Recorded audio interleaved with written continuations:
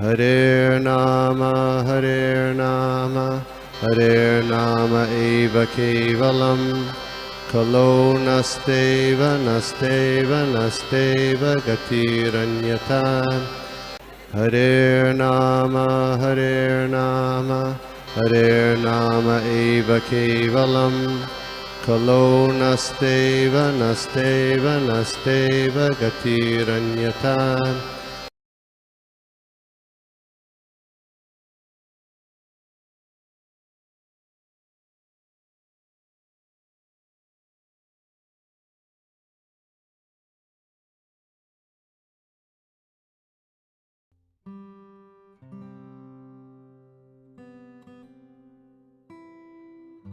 तो बहुत बहुत धन्यवाद। और आज इस प्रातःकालीन सत्र में आप सभी उपस्थित भक्तों का स्वागत है। आज हम लोग देखेंगे दूसरे स्कंद के 9वें अध्याय का श्लोक नंबर 3। ये हम लोग देखने वाले हैं। तो हम लोग भगवान का जो है आश्रय लेते हैं, गुरुजनों का आश्रय लेते हैं। हम लोग पहले प्रार्थना करते हैं, फिर शुरुआत करते हैं चर्चा के लिए। ओम नमो भगवते वासुदेवाय। ओम नमो भगवते वासुदेवाय। ओम नमो भगवते वासुदेवाय।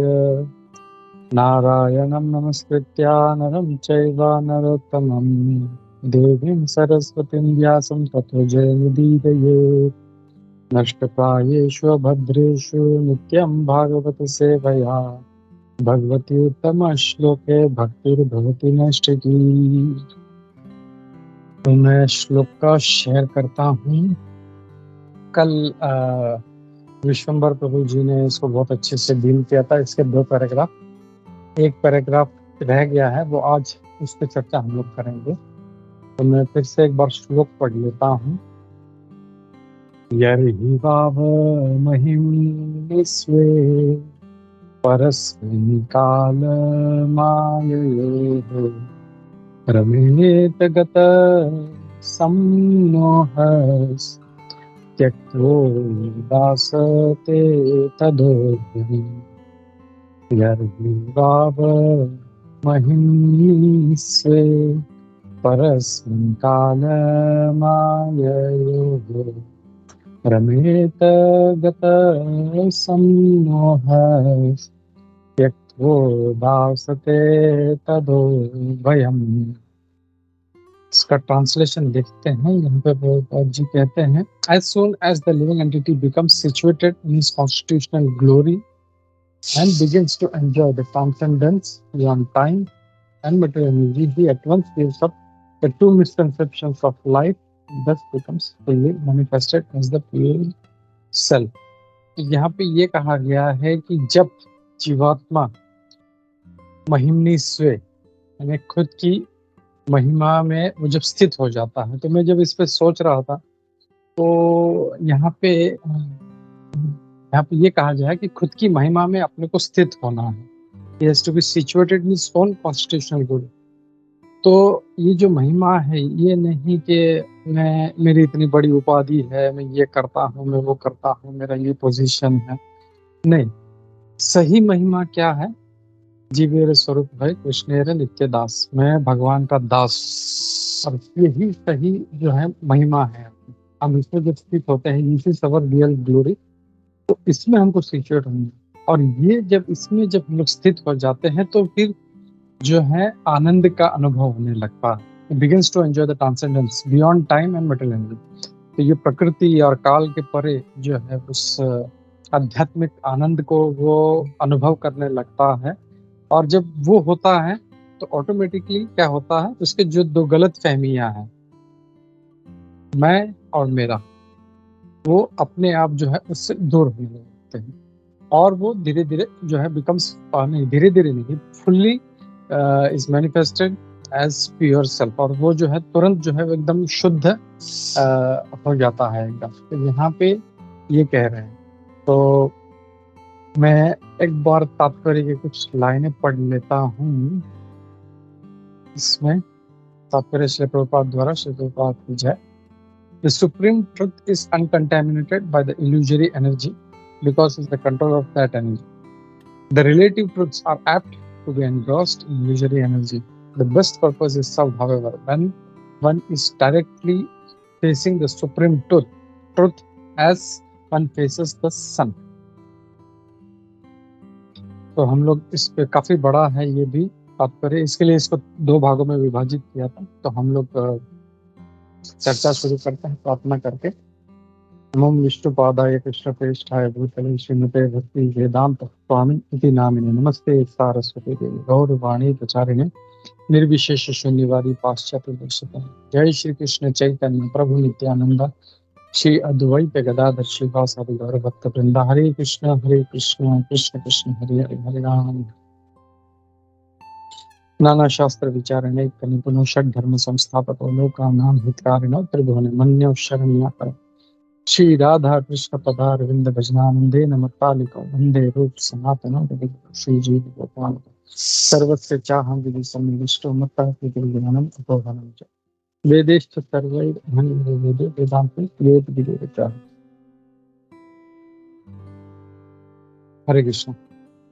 तो फिर से सभी भक्तों का स्वागत है आज के इस प्रातःकालीन सत्र में। और हम लोग यहाँ पे देख रहे हैं जो कल विश्वम्भर प्रभु ने बहुत अच्छे से डील किया था, काफी कैसे बताया था मैं और मेरा जो है वो एक जो पोजीशन है, जो ये जो थिंकिंग है हमारा कितना गलत है और कैसे इसको जो है सुधारना। तो यहाँ पे हम लोग श्लोक में देखते हैं कि कैसे यहाँ पे सुखदेव गोस्वामी जी कह रहे हैं कि हमको अपनी महिमा में स्थित होना है और असली महिमा है हम भगवान के दास। और ये जब होता है तो हम लोग शुद्ध होते हैं और सारी जो गलत फहमी है हमारी, मैं और मेरा अहम ममेति, इससे हम लोग दूर हो जाते हैं। तो यहाँ पे तात्पर्य में अगर देखें तो यहाँ पे श्री प्रभुपाद बहुत अच्छे से कह रहे हैं कि द सुप्रीम ट्रुथ, इसको थोड़ा सा प्रभुपाद जी और एक पॉइंट हाईलाइट कर रहे हैं। क्या कहते हैं? The supreme truth is uncontaminated by illusory energy because he is the control of that energy. यहाँ पे भगवान जो है वो कभी इल्यूजरी एनर्जी, उनकी जो बाह्य जो अंतरंग शक्ति है, सॉरी बाह्य शक्ति, एक्सटर्नल जो एनर्जी है वो उससे कभी प्रभावित नहीं होती। उसकी उनकी जो इल्यूजरी एनर्जी उसकी जो उसके प्रभाव में कभी नहीं आते और वो उनके कंट्रोलर है। और ये भगवान जो है हमको बताते हैं। तो वो भगवत गीता में बोलते हैं कि बहुत फेमस श्लोक है, मया अध्यक्ष न प्रकृति सूयते स चराचरम। तो ये जो प्रकृति है मया अध्यक्ष न, मेरे अध्यक्षता में काम करती है। तो यहाँ पे भगवान कहते हैं कि ये क्लियरली बता रहे हैं कि ये मैं इसके अंडर में काम नहीं करता, ये मेरे अंडर में काम करती है। और जस्ट अधिएक्शन है, मतलब पूरा भी देखना नहीं पड़ता, जस्ट ऐसे मैं आधे अक्षरों से भी देख लेता हूँ तो वो काम करना शुरू कर देती है। तो शी इज सो ओबीडियंट। और जो इसमें सुपीरियरिटी दिखता है कि कैसे जो एक्सटर्नल एनर्जी है वो उनके नीचे काम कर रही है। और ये हम लोगों ने भागवतम में भी देखा है कि जो जब ये व्यास देव जी जब वो सब सारा देख रहे थे, उनको जब रचना का जब प्रेरित हुए, तब उन्होंने देखा कि माया शक्ति जो है वो भगवान के पीछे खड़ी है। तो ये सब उदाहरणों से हम लोग समझ सकते हैं कि बाह्य शक्ति जो है ये कभी भगवान को कंट्रोल नहीं कर सकती है, बल्कि वो उसके कंट्रोल में। और ये जो मायावादी लोग हैं जो कहते हैं कि हम भी नारायण, वो एक दूसरे को नारायण कह के पुकारते हैं। जैसे हम लोग बोलते हैं प्रभु आप कैसे हैं, आप मेरे प्रभु हैं, मेरे मालिक हैं, तो बताइए मैं क्या करूं। तो वैसे वो एक दूसरे को वो नारायण कह के पुकारते कि आप नारायण हो, हे नारायण, हे नारायण। तो उनका ये जो सोच है कि हम नारायण हैं, आप नारायण हो, तो ये जो सोच है वो उनका मतलब इन ए वे अगर देखा जाए तो गलत नहीं है, क्योंकि हम भी भगवान के ही अंश हैं। लेकिन पूरी तरह से ये समझ लेना कि मैं नारायण हूँ और मैं जो है सब कुछ मेरे अधीन है, ये गलत है। ये जो फिलॉसफी ये गलत है। और ये हम लोग भगवत गीता से भी हमने बहुत अच्छे से समझा है कि ऐसा नहीं हो सकता। तो ये जो सोच है प्रभुपाद जी कई बार अपने प्रवचनों में कहते हैं कि जो माया शक्ति, मतलब ये इनका जो मायावाद जो जो फिलोसफी, वो कहते हैं कि अभी मतलब हम नारायण हैं लेकिन अभी हम माया के काबू में आ गए हैं, वी आर अंडर माया। और इसके लिए, और जब हम लोग जब अपना प्रयास करते रहेंगे, अपना साधना करेंगे, तो हम लोग इससे छूट जाएंगे और हम लोग फिर से नारायण बन जाएंगे। ये उनका थिंकिंग है, उनका फिलोसफी। तो प्रभुपाद जी ये कहते हैं कि ऐसा कैसे हो सकता है? अगर आप नारायण हो तो आप माया के प्रभाव में आए ही कैसे? वो तो हो नहीं सकता। भगवान जो है, नारायण है या हरि है, वो कभी माया के प्रभाव में आ ही नहीं सकता। तो इनका ये सोचना ही गलत। तो ये चीज जो है यहाँ पे प्रभुपाद जी कह रहे हैं कि the supreme truth is uncontaminated by the, कभी वो अशुद्ध नहीं हो सकता। तो ये इनको जो है ये चीज हम लोग इस पॉइंट, इस प्रभुपाद जी के इस लाइन से ले सकते हैं। और फिर आगे कहते हैं कि the relative truths are apt to be engrossed in, बाकी जो दूसरे सत्य हैं, जो परम सत्य है वो हमेशा शुद्ध रहता है, और जो बाकी के जो सत्य हैं वो हो सकता है कभी वो प्रभावित हो सकते हैं। और लेकिन जब भगवान से साक्षात आमना सामना जब होता है तो ऐसा नहीं हो सकता। और प्रभुपाद यहाँ पे सूर्य का उदाहरण दे कि जो सूर्य के प्रकाश में है वो अंधकार में कभी रह ही नहीं सकता। तो यहाँ पे हमेशा जो है सूर्य जो है अपना प्रकाश हर किसी को समान रूप में देता है।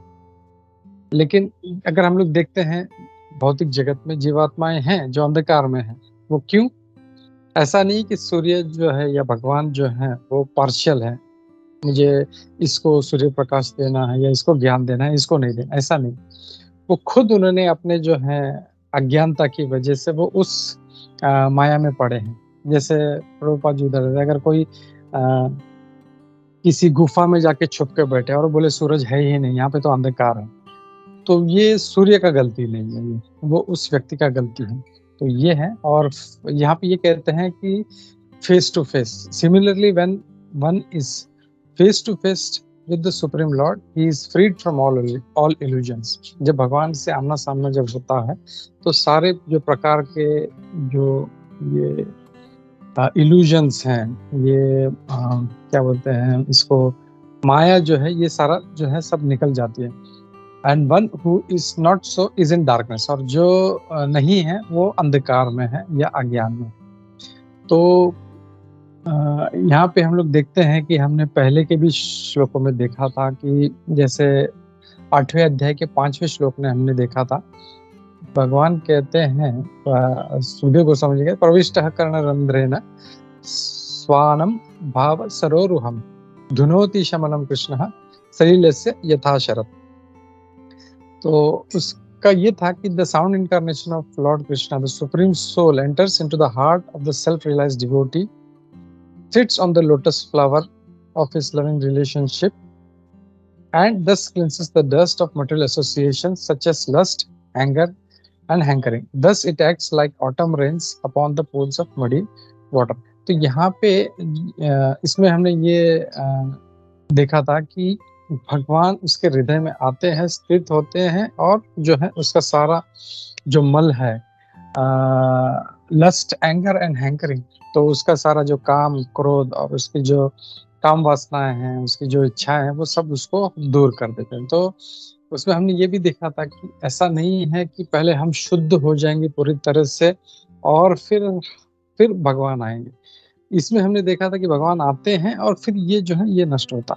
और दूसरा श्रीमद् भागवतम का और एक श्लोक आता है जिसमें हम देखते हैं श्रवणम, नहीं वो क्या है, विधुनोति सुहृद सताम, पुण्य श्रवण कीर्तनम। जब पुण्य श्रवण कीर्तन जब करते हैं तो हमारा जो है हृदय धीरे धीरे साफ होने लगता है। तो ये दोनों किसी को शायद कॉन्ट्राडिक्टरी लग सकता है कि अरे यहाँ पे तो कह रहा है कि भगवान की श्रवण करने से ही जो है हमारा सारा जो है सारा विधुनोति सुहृद सताम, हमारा हृदय शुद्ध हो जाएगा। और यहाँ पे 8वें अध्याय में कह रहे हैं कि जब भगवान आते हैं, जब आते हैं तो फिर उसका हैंकरिंग और इल्यूजन्स निकल जाता। तो इसको हम लोग ऐसे समझ सकते हैं कि जो पहला वाला श्लोक है जो दूसरे अध्याय में आता है, विधुन होती सूरत सताम। एक मिनट में जस्ट उसको खोला था।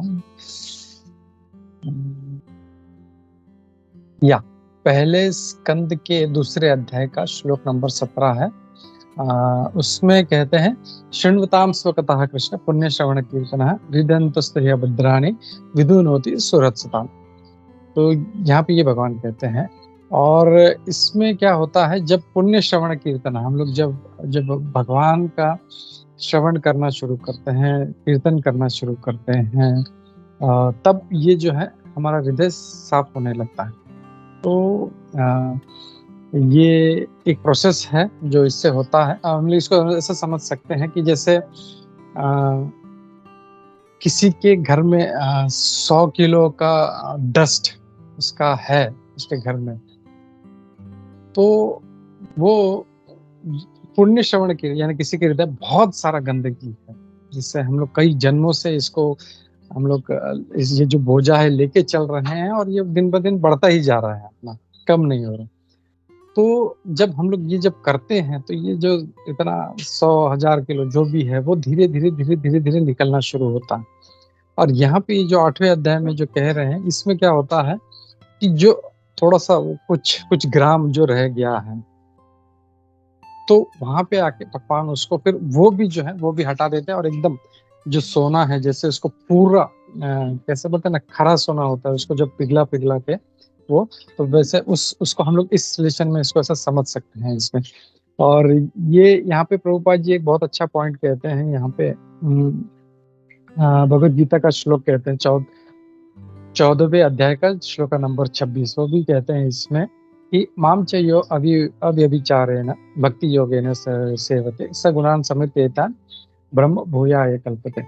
वो कोट करते हैं और आगे कहते हैं तात्पर्य में कि द साइंस ऑफ भक्ति योगा, ये जो भक्ति योगा है, इसका जो विज्ञान है, यहाँ पे प्रभुपाद कभी भी इसको इमोशनल या सेंटिमेंटल नहीं कहते।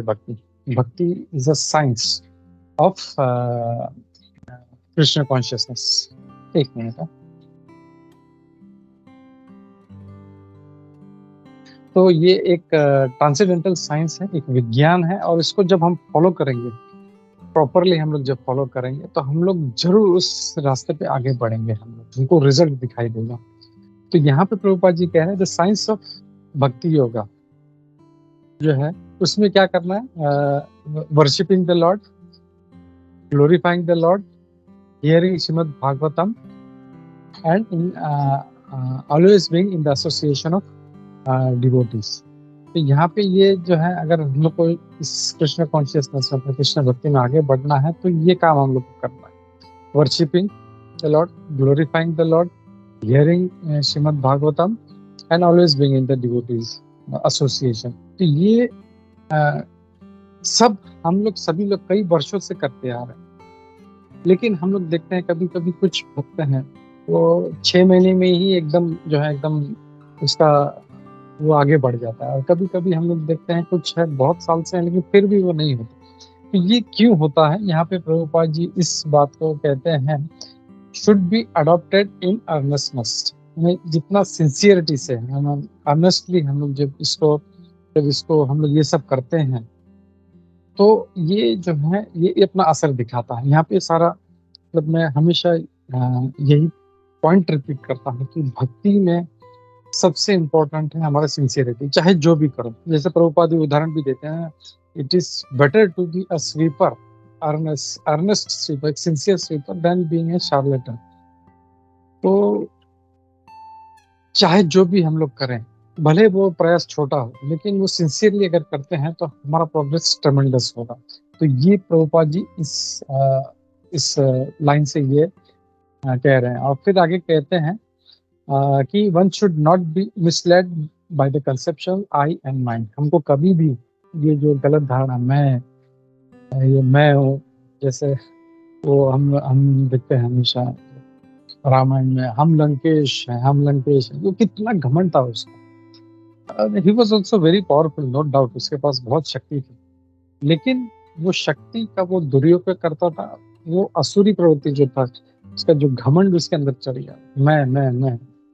तो वो जब आता है तो फिर जो है फिर प्रॉब्लम शुरू हो जाती है। ये घमंड नहीं आना चाहिए। और ये मेरा है, ये मेरा धन है, ये मेरा गाड़ी है, मेरा बंगला है, मेरी पत्नी है, मेरे बच्चे हैं।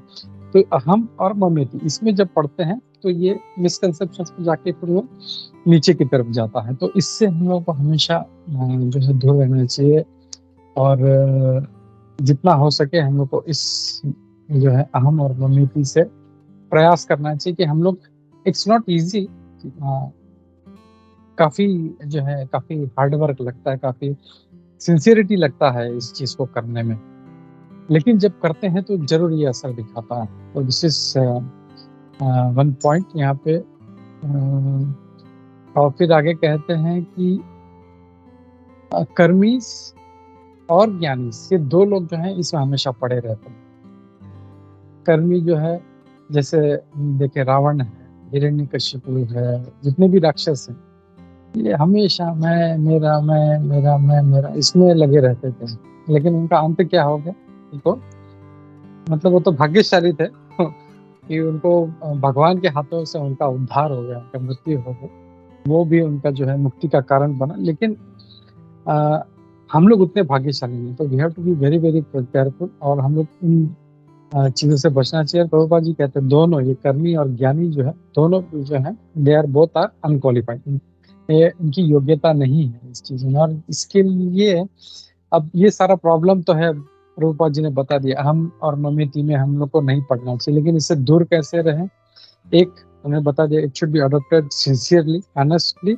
और फिर दूसरा कहते हैं कि प्रभुपाद जी सॉरी श्री व्यासदेव जी ने दो चीजें दी हैं हम लोगों को, श्रीमद् भगवद गीता और श्रीमद् भागवतम। ये व्यासदेव जी ने बस ये इसी चीज के लिए दिया है कि जो कलयुग के जो जीव हैं, अज्ञानी जीव हैं, या जो भले असुरी हो लेकिन उनमें थोड़ा सा जिज्ञासा है, मुझे भक्ति में आगे बढ़ना है, तो वो जब आता है तो फिर वो धीरे धीरे जब इसको पढ़ता है, इसको सुनता है, इसको समझता है, खाली पढ़ने से नहीं होता, इसको पढ़ना है। और जैसे प्रभुपाद जी कहते हैं, स्क्रूटिनाइजिंगली टू स्टडी, इसको स्टडी करना है और अपने ज्ञान के लिए नहीं। We have to study scrutinisingly and we have to understand, और इसको अपने जीवन में अप्लाई करना है। और ये जब करते हैं तो जरूर हमारा फायदा होगा। ये प्रभुपाद जी कहते हैं कि Shrimad Bhagavatam and Bhagavad Gita both are meant for delivering a person from this misconception of me and mind. ये इसीलिए दिया गया है। लेकिन हम लोग जब करेंगे इसको सिंसियरली तो ऑटोमेटिकली ये जो दोनों जो मिसकंसेप्शंस हैं इसको, तो प्रभुपाद जी सोल्यूशन भी देते हैं, और सॉरी प्रॉब्लम भी देते हैं, सोल्यूशन भी देते हैं। हमेशा एक जो एक अच्छा लीडर होता है, या अच्छा एक क्या बोलते हैं गाइड होता है, कभी कभी हम लोग सिर्फ प्रॉब्लम, अरे प्रभु ये प्रॉब्लम, अरे ये प्रॉब्लम, लेकिन सोल्यूशन नहीं बता। An intelligent person is always thinking of the problem plus उसका सोल्यूशन किया है। तो यहाँ पे प्रभुपाद जी बता रहे ये प्रॉब्लम है, मिसकंसेप्शन, अहम ममेति, मैं हूँ, मेरा है, और उसका सोल्यूशन भी बता रहे हैं। तो यहाँ पे प्रभुपाद जी बता रहे हैं कि व्यासदेव जी ने ये खास करके हमको इसीलिए दिया है, we have to take it sincerely. सिर्फ रट्टा नहीं मारना है, मैंने भागवतम पढ़ लिया, मैंने भागवतम के 12 स्कंद 2 बार पढ़े हैं, 3 बार पढ़े, समझा क्या हमको? Have we understood it? पढ़ना तो आदमी 3 बार भी कर सकता है, भले आप एक ही स्कंद पढ़ो, उसको पूरा लाइफ लगा दो, लेकिन ट्राई टू अंडरस्टैंड। उतना भी अगर हम लोग सिंसियरली पढ़ लेंगे और समझेंगे और अपने जीवन में अप्लाई करेंगे, then it is going to work. मतलब यहाँ पे वही अगेन सिंसियरिटी की बात आती है, हम लोग सिंसियरली करना है, एंड जो है we have to understand and we have to apply. तो ये चीज जो है हम लोगों को यहाँ से प्रभुपाद जी के इन लाइनों से सीखने मिलती है। फिर प्रभुपाद जी कहते हैं the living entity has to be situated in the transcendental position where there is no more influence of time nor of material energy। तो यहाँ पे प्रभुपाद जी कह रहे हैं कि हम जो जितनी भी जीवात्माएं हैं, जैसे हम लोग जानते हैं नित्य मुक्त हैं और नित्य बद्ध हैं। जो नित्य मुक्त हैं वो तो अपने मर्जी से वो भगवान की सेवा करते रहते हैं, भगवान बोलते हैं चलो आ जाओ तो उनके साथ आते हैं और फिर से चले जाते हैं। लेकिन नित्य बद्ध हैं, जो हम लोग का जो पतन हुआ है, हम लोग नीचे गिरे, तो हम लोगों को फिर से उस ट्रांसेंडेंटल पोजीशन में स्थित होना है जहाँ पे काल का प्रभाव नहीं है ये जो मटेरियल एनर्जी है, बहिरंगा शक्ति है, इसका प्रभाव नहीं होना। तो यहाँ पे देखते हैं, अगर हम लोग स्पिरिचुअल वर्ल्ड में भी काल तो है, मतलब टाइम है वहाँ पे, ऐसा नहीं कि टाइम नहीं है। मतलब जैसे सुबह होती है, भगवान सुबह ग्वाल बाल के साथ में सारे गाय बछड़ों को लेके निकलते हैं। कभी कभी बोलते हैं काल का प्रभाव नहीं, तो क्या आप बोलते हैं गोलोक में टाइम नहीं है क्या? नहीं है, लेकिन जैसे टाइम यहाँ पे कंट्रोल कर रहा है, जैसे जैसे समय बढ़ता है, हमारे बाल चले जाते हैं, हमारा दांत गिरना शुरू हो जाते हैं, आंखें कमजोर हो जाती है, शरीर क्षीण हो जाता है, तो प्रभाव बहुत है उस काल का। और मृत्यु भी रहता है, वो दैट इज काल। तो फिर मृत्यु भी, वो जब उस टाइम आता है तो वो अपना जीवन भी हर लेता है, देखें जो है आपने छीन लेता है, भाई ये बस बहुत हो गया, चलो अब अगले तुम्हारा जो कर्म है उसके साथ सोचो।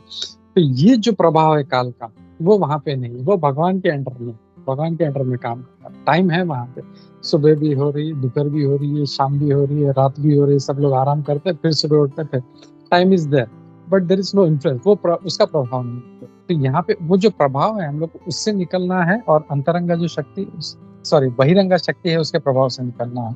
और यहाँ पे फिर प्रभु जी कहते हैं ये, हाँ, इसमें से निकलना है हम लोगों को। और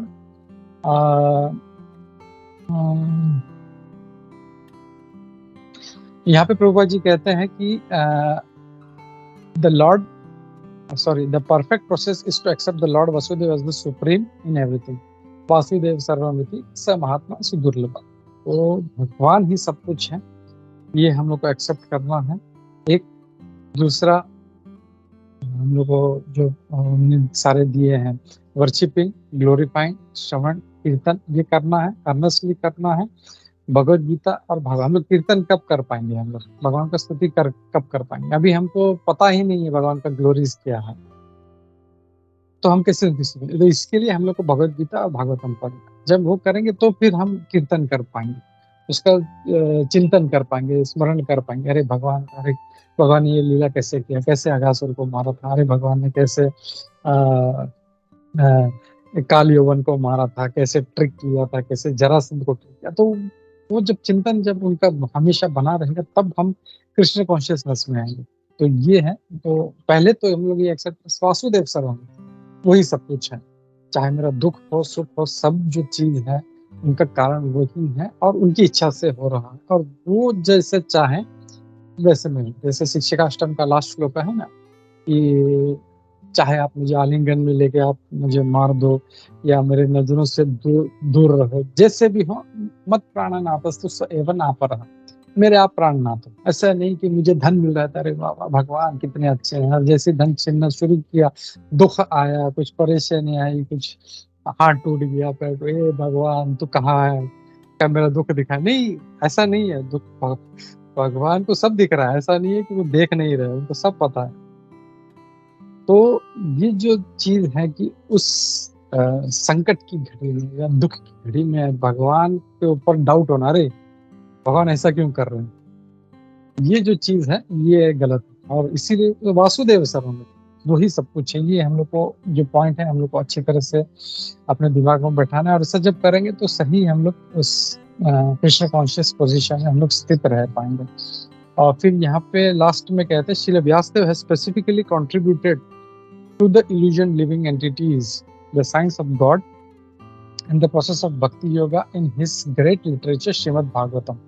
तो श्रील व्यासदेव जी ने जो है श्रीमद् भागवतम जो है हम लोगों को, ये जो ट्रांसेंडेंटल आध्यात्मिक जो ये ग्रंथ है, ये हम लोग को इसीलिए दिया होगा, ये जीवात्मा को, जो भ्रमित जीवात्मा है, इनके लिए खास करके इनके, जैसे हम लोग देखते हैं श्री व्यासदेव जी ने पहले सारे वेद लिख दिए, सारे पुराण लिख दिए, 17 पुराण लिख दिए उन्होंने, सारा वेद शास्त्र श्रुति स्मृति पता नहीं क्या क्या सब लिख, and still he was upset, क्या रह गया, मैं क्यों, I am so in lamentation, मुझे ऐसा क्यों हो रहा है। तब नारद मुनि जी इनके सामने आते हैं, बोलते हैं तो तुमने भगवान के तुमने स्तुति तो कर दी, लेकिन इनडायरेक्टली, अब डायरेक्टली स्तुति करो, और तुम एक नया जो ग्रंथ रचो जिसमें सिर्फ भगवान की स्तुति है। और तब उन्होंने श्रीमद् भागवतम की रचना की थी, जिसमें इतने सारे जो है भगवान की लीलाएं, भगवान की ग्लोरीज है, हम लोग देख रहे हैं। हम लोग अभी दूसरे स्कंद में पहुंचे, पहले स्कंद से हम लोग देख रहे हैं कैसे सिर्फ भगवान का तो स्तुति हो रहा है भगवान का और भगवान के भक्तों का। तो ये जब धीरे-धीरे पढ़ते रहेंगे, हम लोग इसको समझते रहेंगे, तो ऑटोमेटिकली जो है हमारा ये जो जो कंडीशनल लाइफ है, हम लोग अनकंडीशनल हो जाएँगे। जैसे कई महाराज लोग भी बोलते हैं ना कि जैसे एयर कंडीशन, तो एयर को जो है वो उसका असली स्वभाव नहीं है, उसको कंडीशन किया गया, उसको ठंडा किया गया और फिर फेंका गया। तो वैसे ही हम लोग भी कंडीशन्ड हैं। हम लोग वैसे हैं नहीं, हम लोग शुद्ध हैं, हम लोग प्योर हैं, हम लोग भगवान के दास हैं। ये उस ओरिजिनल स्टेट में जानते थे, लेकिन अब इतना आवरण चढ़ गया है, इतने कंडीशन्ड हो गए हैं हम लोग कि उसका कुछ याद ही नहीं, सब भूल चुके हैं हम लोग। इतना कि हम लोग अपने आप को ही सब समझ रहे हैं, और ये अहम और ममते में फंसकर हम लोग और बेड़ा गर्क हो गया। तो श्रीमद् भागवतम जो है, जो प्रभुपाद जी कहते हैं, ये सबसे ट्रांसेंडेंटल लिटरेचर क्यों? क्योंकि ये सारे वेदों का, सारे उपनिषदों का, सारे श्रुति स्मृति जितने भी है, सबका वो सार है। तो वो एक श्रीमद् भागवत हम लोग अच्छी तरह से हम लोग पढ़, तो ऑटोमेटिकली वेदों का सारा जो रहस्य हम लोग समझ पाएंगे। जैसे भगवान भगवद गीता में बोलते हैं, वेदेश्च सर्वैर अहमेव वेद्यः। वेद तुमको पढ़ना है, लेकिन वेद में से समझना क्या है? कल जैसे लोग बोलते हैं कि मैंने ये पढ़ लिया, मैंने वो पढ़ लिया, लेकिन समझा क्या? तो ये जब हम लोग समझ लेते हैं अच्छी तरह से, तो फिर ऑटोमेटिकली हम लोग जो है इस दुविधा से हम लोग निकल सकते हैं, फिर से ओरिजिनल जो अपनी स्थिति है उसकी तरफ हम लोग धीरे धीरे बढ़ सकते हैं। तो इसी संदेश के साथ मैं यहाँ पे रुकता हूँ।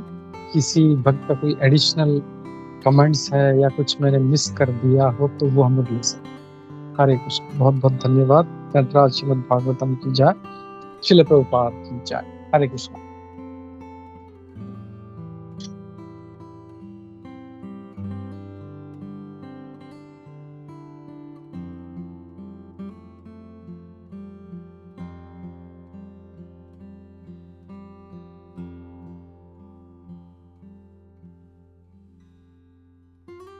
हरे कृष्ण प्रभु। हरे या हरे कृष्णा। चलो बोलिए प्रभु। हरे कृष्ण। बहुत ही सुंदर क्लास था प्रभु, और उसके अंदर से जो पहले तो ग्रंथराज भागवतम का जितना भी हम गुणगान कर रहे हैं इतना कम है।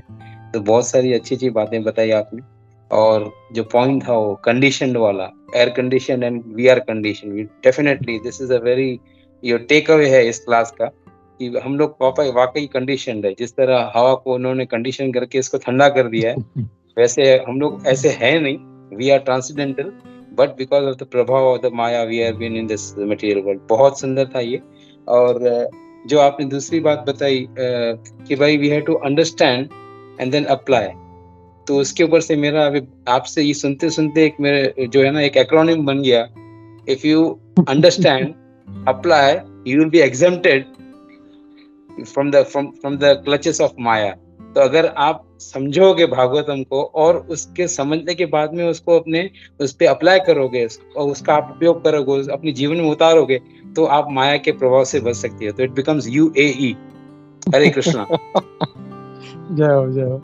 तो आप बहुत एक्सपर्ट हो ये सब एक्रोनिम्स बनाने में।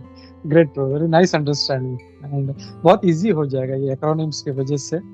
UAE जब भी हम लोग याद करेंगे तो हम लोग UAE को याद नहीं करेंगे, हम लोग याद करेंगे understand, apply and get exempted from. Thank you very much. Hare Krishna. Yes माता जी, हरे कृष्णा और दंडवत प्रणाम सभी को। हैप्पी एकादशी सभी को। प्रभु बहुत सुंदर क्लास था, और 2-3 पॉइंट्स जो अच्छे लगे, जो अभी एयर कंडीशन वाला जब आपने बोला वो तो मैंने पहली बार सुना था, तो बहुत अच्छा लगा और सीखने मिला, समझने मिला। और प्रभु ने अभी जैसे एक्सप्लेन किया, और दूसरा जो सूरज की रोशनी वाला पॉइंट मुझे हमेशा अच्छा लगता है।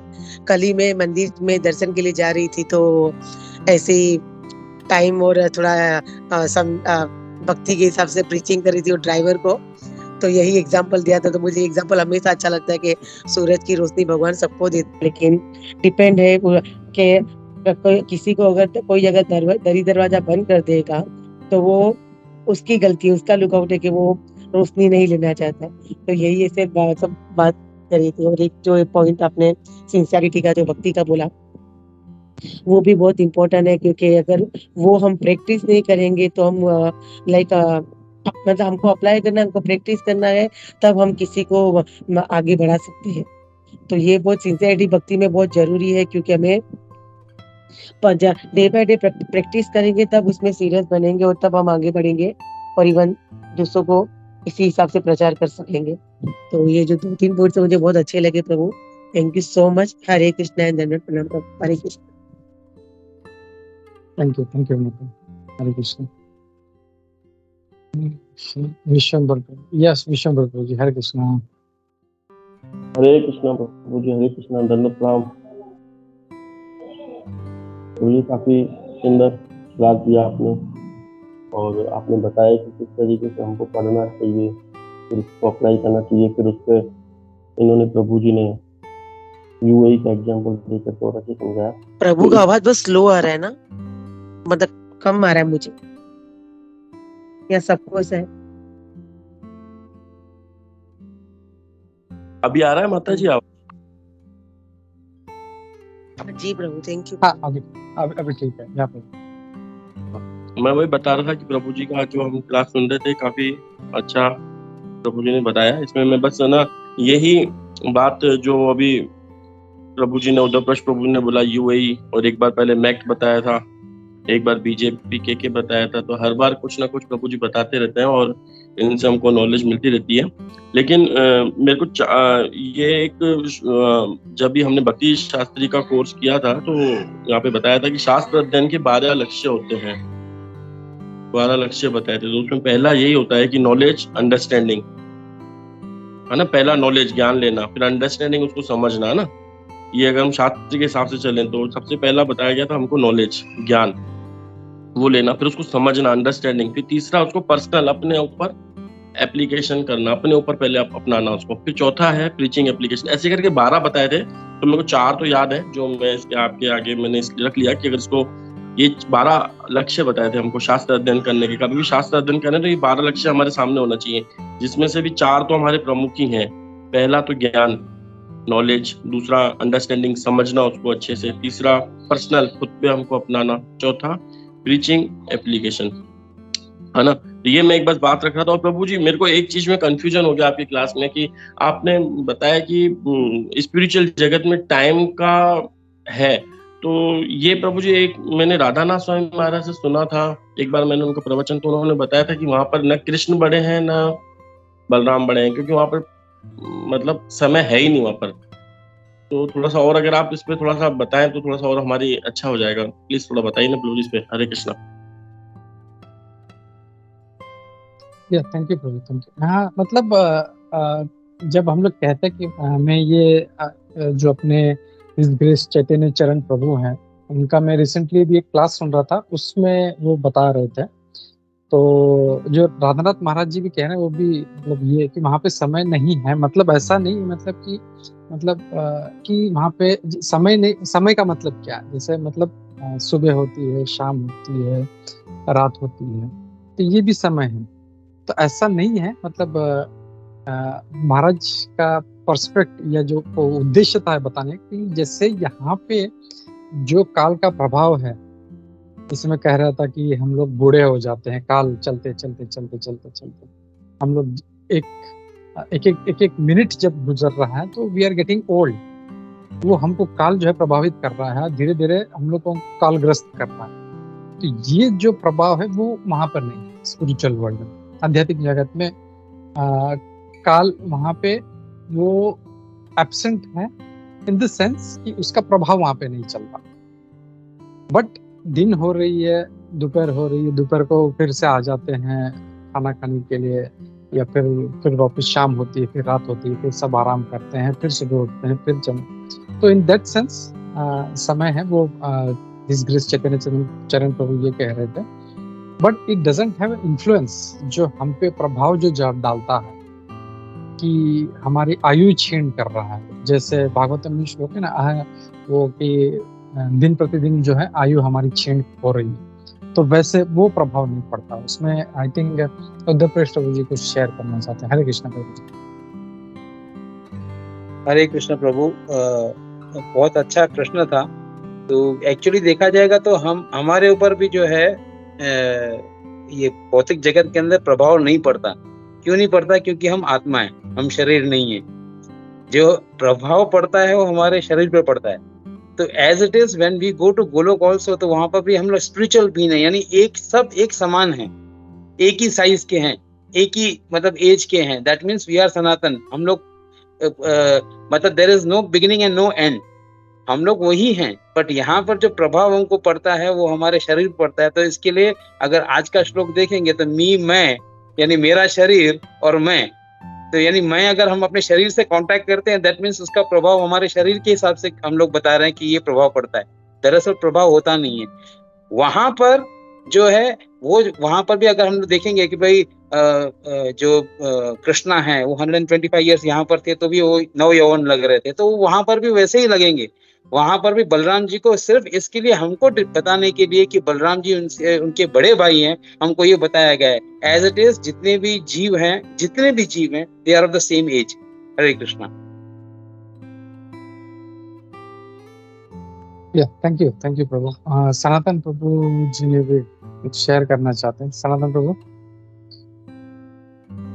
हरे कृष्णा प्रभु जी, दंडवत प्रणाम।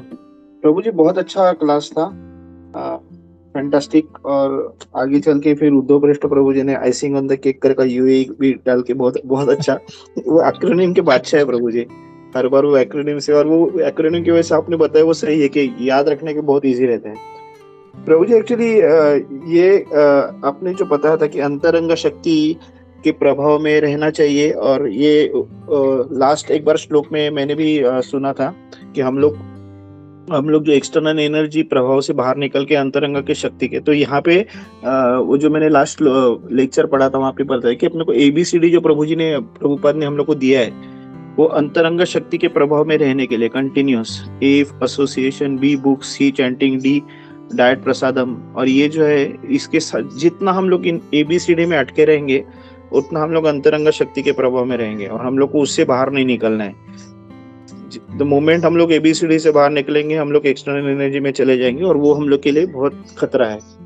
तो बहुत अच्छा प्रभु जी, बहुत अच्छा प्रभु जी। एक अभी आपने जो समय के बारे में बात किया था तो एक सवाल उसके ऊपर आ गया था कि हम लोग जो 15वें अध्याय में हम लोग पढ़ते न तद्भासयते सूर्यो न शशांको न पावका, तो यहाँ पे मतलब सूरज नहीं है, सब लोग वहाँ पे इंटरनल एनर्जी से ही मतलब वहाँ पे सब प्रकाशमान है। तो फिर प्रभु जी रात का फिर कैसे हो जाता है, वो थोड़ा सा आप एलेबोरेट करोगे तो अच्छा रहेगा। Hare Krishna. This is something very technical प्रभु, मुझे भी आइडिया नहीं, क्योंकि जो चैतन्य चरण प्रभु जी का जो मैंने सुना था तो ही वाज सेइंग थिंग मतलब होता है। तो या मतलब अगर देखें तो है ऐसा, लेकिन रात कैसे होती है आई डोंट नो, मतलब I am not able to explain. Will check with some senior devotees कैसे होता है। Maybe it is just lila of Bhagavan, मतलब भगवान जो है वहाँ पे ऐसा पास टाइम करने के लिए करते हैं कि सब लोग सुबह उठे फिर चले। I am not able to think of रात कैसे होती, तो will check with some seniors. Hare Krishna. Hare Krishna. Thank you Prabhu ji. Hare Krishna. Thank you. ये जया। हरे कृष्णा। हरे कृष्णा प्रभु जी, दंडवत प्रणाम, सभी को प्रणाम प्रभु जी। प्रभु जी बहुत ही सुंदर क्लास था आपका, मैंने बहुत टाइम के बाद आज सुना क्योंकि मुझे थोड़ा टाइम लग गया। प्रभु आपके क्लास में बहुत अच्छी चीजें, हमेशा एज यूजुअल आपकी क्लास बहुत अच्छी होती है, जैसे हम हमेशा तरसते हैं आपकी क्लास सुनने के लिए।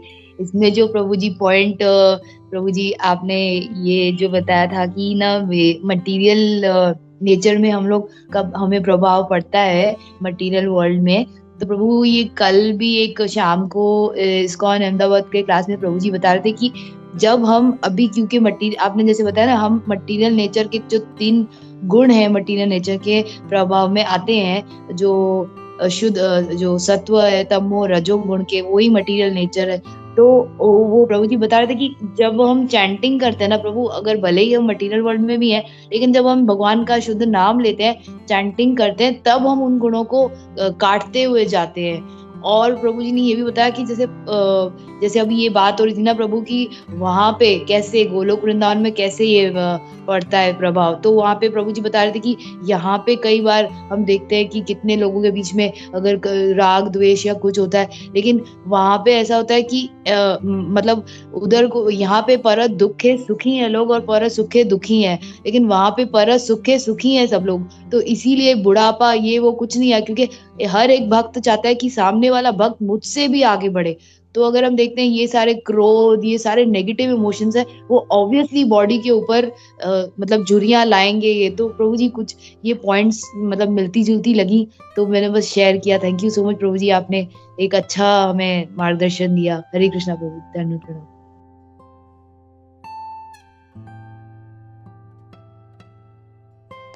या थैंक यू जय।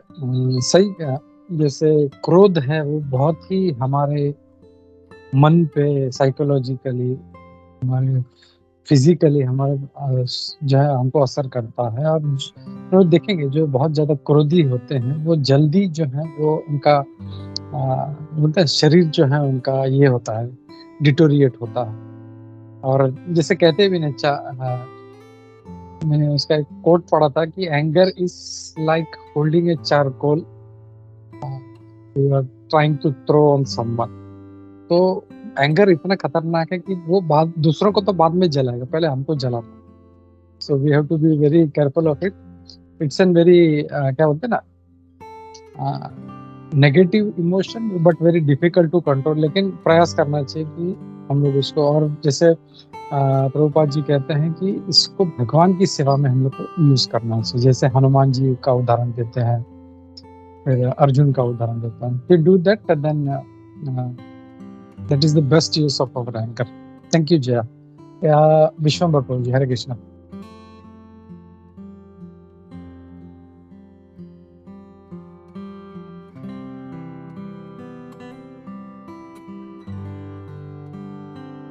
हरे कृष्णा प्रभु।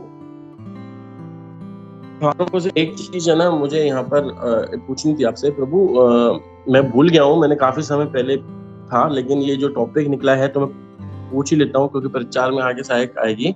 ये जो प्रभु जी ने बताया था बीजेपी के, यानी कि जो भगवत गीता के जो 5 तत्व हैं, भगवान, जीव, प्रकृति, काल और कर्म, इसमें से कौन सा प्रभु जी अशाश्वत है और बाकी 4 शाश्वत थे जो हमेशा रहेंगे? इस पे थोड़ा सा अगर आप बता सके तो।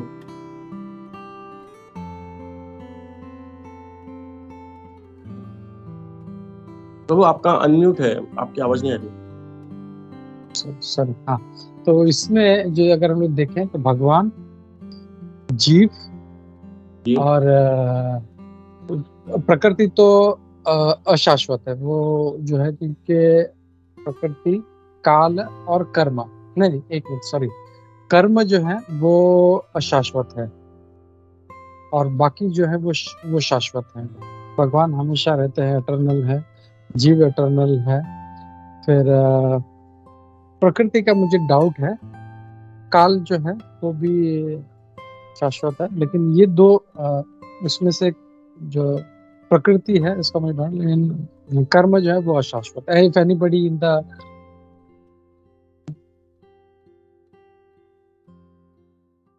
क्या बोलते हैं परम,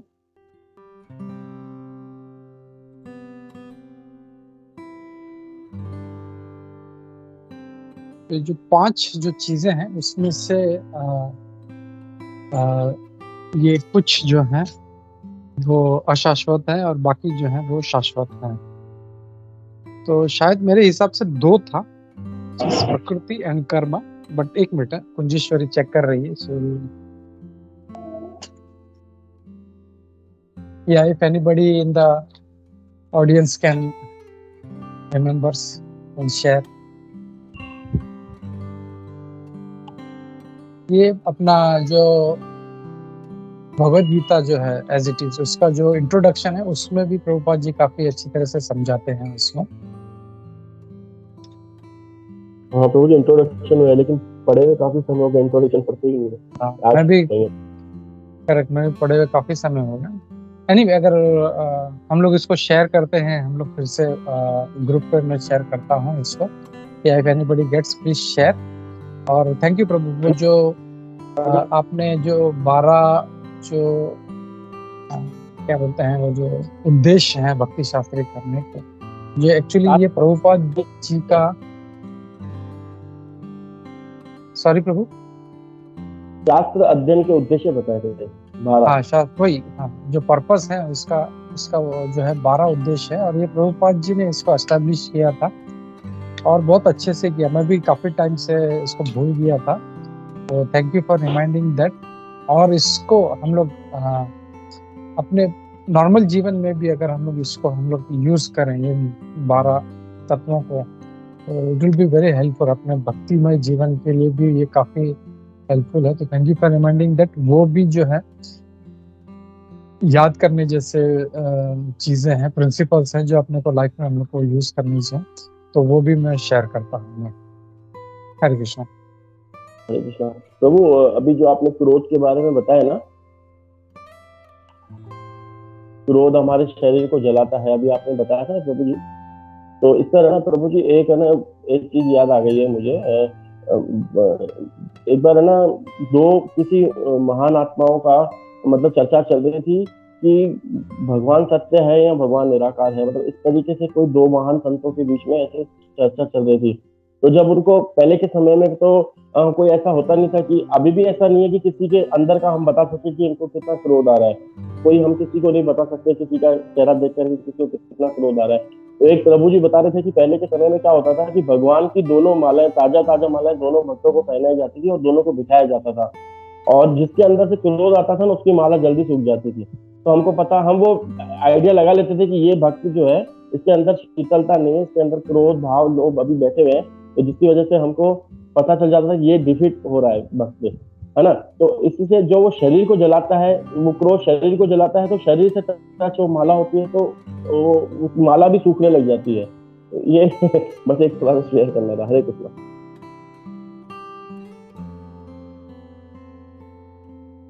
थैंक यू प्रभु। हरे कृष्ण। Thank you.